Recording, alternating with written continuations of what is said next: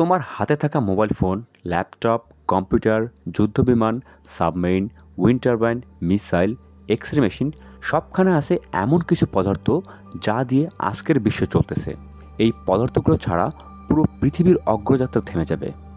তোমরা সবাই জানো আমেরিকা পুরো পৃথিবীর উপর ট্যারিফ বসায় রাখছে।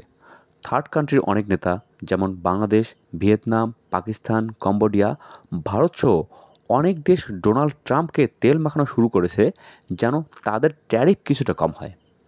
কিন্তু একটি মাত্র দেশ আছে যার কাছে মাথা নত করেনি, উল্টো ডিরেক্ট বলে দিয়েছে, তোমার যত ইচ্ছা তুমি তত ট্যারিফ বসাও, আমার কিছু যায় আসে না।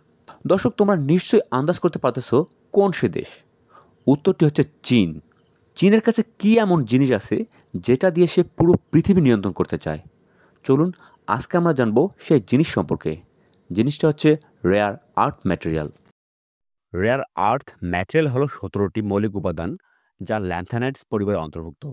এগুলো হলো lanthanum, cerium, praseodymium, neodymium, samarium, europium, gadolinium, terbium, dysprosium, holmium, erbium, thulium, ytterbium, lutetium এবং স্ক্যান্ডিনিয়াম। এই উপাদানগুলো প্রকৃতিতে কম ঘনত্বে পাওয়া যায়, তাই এগুলোকে রেয়ার বলা হয়। রেয়ার আর্থ ম্যাটেরিয়ালগুলো আধুনিক প্রযুক্তির প্রায় সব জায়গায় ব্যবহৃত হয়। নিউডিমিয়াম ও প্রোসিডিউমিয়াম দিয়ে তৈরি হয় শক্তিশালী চুম্বক, যা ইলেকট্রনিক্স, গাড়ি, হেডফোন এবং উইন্ড টারবাইনে ব্যবহৃত হয়। ইউরোপিয়াম ও ধুলিয়াম দিয়ে তৈরি লুমিনেসেন্ট উপাদান এলইডি, এলসিডি স্ক্রিন ও টিভিতে রঙের উজ্জ্বলতা বাড়ায়। লিথিয়াম, স্ক্যান্ডেনিয়াম ও অন্যান্য উপাদান সৌর প্যানেল, ব্যাটারি ও হাইব্রিড কারের জন্য অপরিহার্য। এমআরআই মেশিন এবং অন্যান্য মেডিকেল ইমেজিং যন্ত্রপাতিতেও কিছু রেয়ার আর্থ উপাদান ব্যবহার করা হয়। চীনের প্রায় 80% রেয়ার আর্থ উৎপাদন দখলে আছেন। এর ফলে বিশ্বজুড়ে বিভিন্ন দেশের জন্য এটি একটি কৌশলগত সম্পদ। চীন ছাড়া আমেরিকা, অস্ট্রেলিয়া, ভারত এবং কিছু আফ্রিকান দেশেও খনিজ পাওয়া যায়, কিন্তু উৎপাদন ও প্রক্রিয়াকরণে চীনের তুলনা খুবই কম হয়। রেয়ার আর্থ খনিজ উত্তোলন ও প্রক্রিয়াকরণ পরিবেশের জন্য অত্যন্ত হুমকিস্বরূপ। খনিজ উত্তোলনের সময় ভূপ্রাকৃতিক বিপর্যয় হতে পারে। প্রক্রিয়াকরণে শক্তিশালী অ্যাসিড ব্যবহার করা হয়, যা নদী এবং মাটিকে দূষিত করে। তাই এখন পুনর্ব্যবহার ও বিকল্প প্রযুক্তি উদ্ভাবনের দিকে গুরুত্ব দেওয়া হচ্ছে।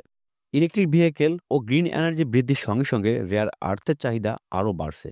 পুনর্ব্যবহারযোগ্য প্রযুক্তি ও নতুন খনিজ উৎস আবিষ্কারের বিজ্ঞানীরা কাজ করছেন। বিভিন্ন দেশ এখন রেয়ার আর্থের স্বাধীনতা অর্জনের জন্য নতুন নীতিমালা গ্রহণ করতে যাচ্ছে।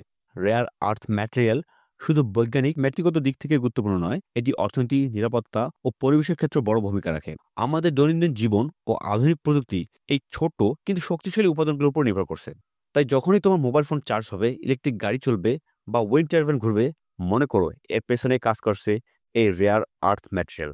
দর্শক, এই ছিল আমাদের আজকের প্রতিবেদন। ভিডিওটি ভালো লাগলে লাইক, কমেন্ট এবং শেয়ার করবেন। ধন্যবাদ সবাইকে।